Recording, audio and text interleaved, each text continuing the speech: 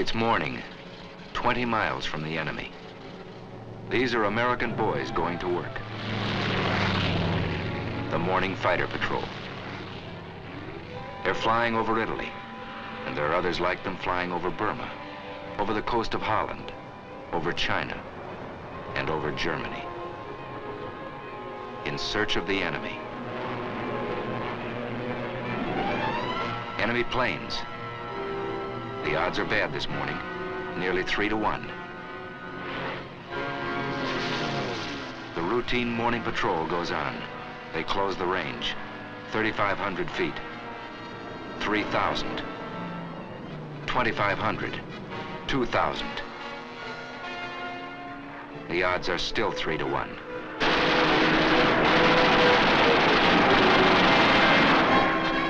But it's 3 Nazis spinning down in blood and flame to every one of ours. Routine morning patrol. They're good planes, wonderful planes. And their pilots are good too.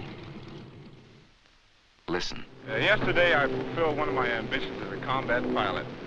I got 1 airplane and... An American far from home, fighting a war around the world. Listen again. This was my leader, and the second ship was me, and 2 Focke-Wulfs came on my right. I turned right and put up a stone wall of bullets, and the first... A wall of bullets.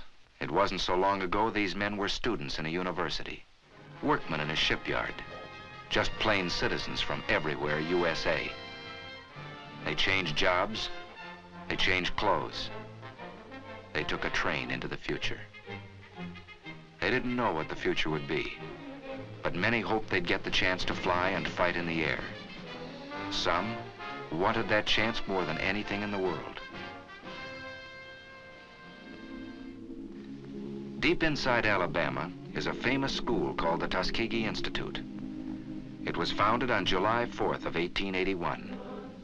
And since that Independence Day, it has graduated many thousands into agriculture, into science, into industry. This school was the first of its kind, and its founder, Booker T. Washington, was a pioneer who broke open a road for others to follow. This man had a dream, and the dream became stone. He lifted the veil of ignorance from his people and pointed the way to progress through education and industry. Close to this school, close to the work this man had done, the United States government determined to build an airfield. 3 years ago, this was just another farm in Alabama. More than trees had to be cleared away. There was misunderstanding and distrust and prejudice to be cleared away. 3 years ago, there was only an idea. But ideas are powerful things. And today, there are fighter planes flying overhead. Instead of swamp and yellow pine, there are hangars, repair shops, barracks. Instead of patches of corn, concrete flight strips. But that's not enough. You can't make a fighter squadron out of concrete and aluminum and a can of paint. It takes men. A chemistry student, a welder, a shoe salesman must learn how to fly. A group of average Americans must become a team of fighting men with wings.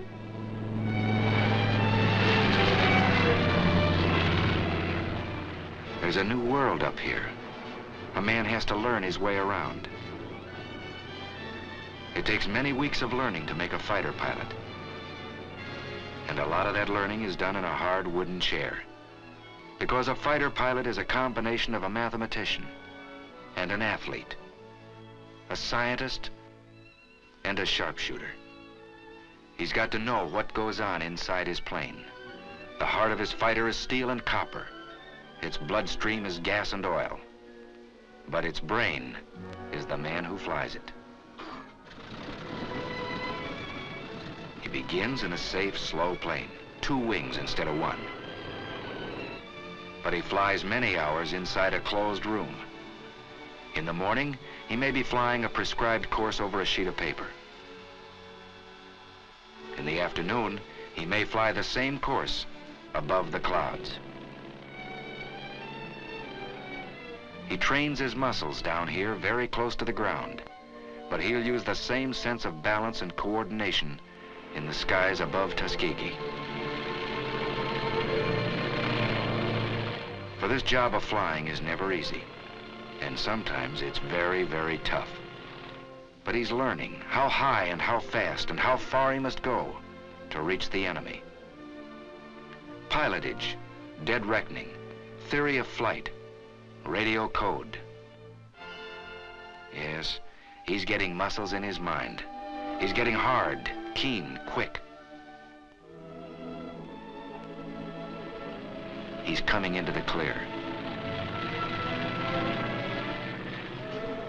Here above the warm, familiar hills of Alabama, these Americans are learning to fly in those tight combat formations they'll use someday to hunt down the German and Jap above his own cities.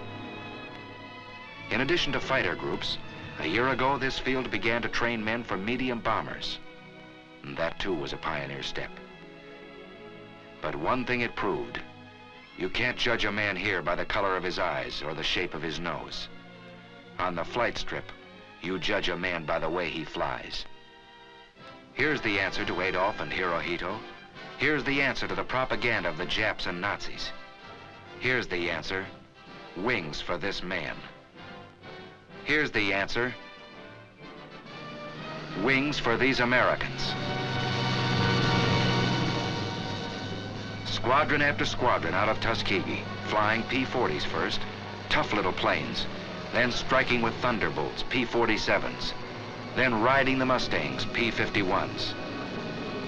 No, it was never easy for these men. They were pioneers, and no pioneer has it easy. They fought lies, they fought heartbreak, and they won. Now they fight the enemy on his own soil.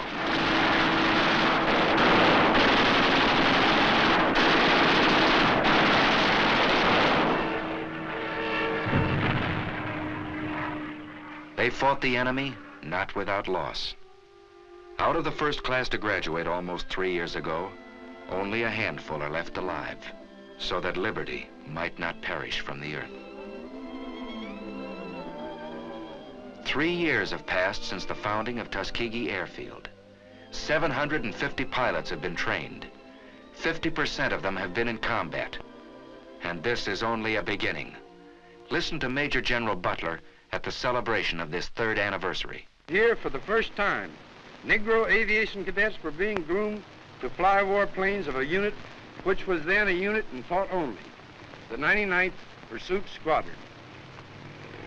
These men were pioneers of a venture so new that you who stand here before me now, after 3 years, may still be considered forerunners in the movement which has given you a place in the fighting men of the sky. Under the feet of these men, a new road is being beaten out. Broad enough now for thousands and 10,000s. A good road for our country.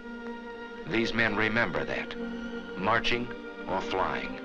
They remember backing them up, their families, their friends, who expect so much of them. And backing them up, the men and women of every creed and speech and color who made these planes. And backing them up, the most powerful force in the world, the strength of the American people.